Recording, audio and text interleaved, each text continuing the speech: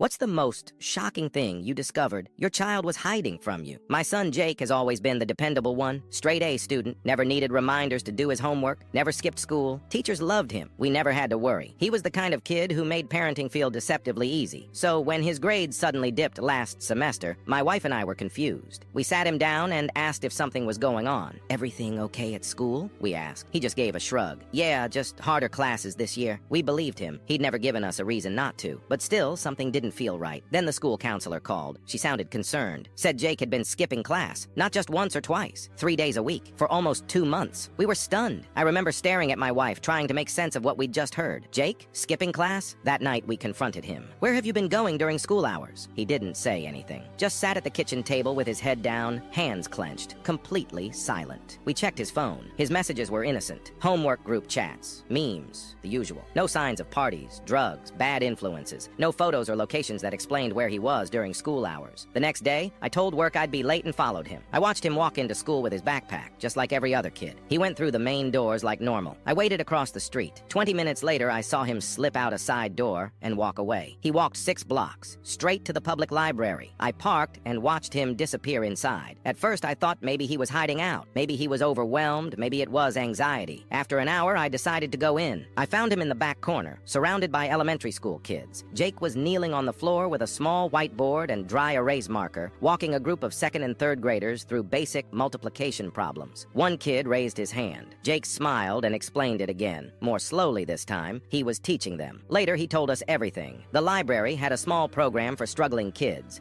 whose parents couldn't afford tutoring, many of whom were already behind in school. Jake had volunteered there over the summer. When the school year started, the coordinator told him they didn't have enough help during weekday mornings, so he kept showing up. 3 days a week, he skipped his own classes to come teach kids who had no one else. No one asked him to. No one paid him. He just couldn't walk away. "These kids were going to fail," he said through tears. Nobody else was helping them. He hadn't told us because he thought we'd be angry. And to be honest, we were, for a moment. But that quickly gave way to something else entirely. We met with the school counselor again. Once they understood what he was doing, they helped set up an independent study program. He could make up missed work, keep his grades up, and officially tutor as part of a volunteer elective. His grades recovered. He's still at the library 3 mornings a week. The kids adore him. He prints out sticker charts and makes little flashcards. He even started bringing snacks on Fridays with his own allowance. We always knew Jake was smart. We just didn't know he was this kind of good.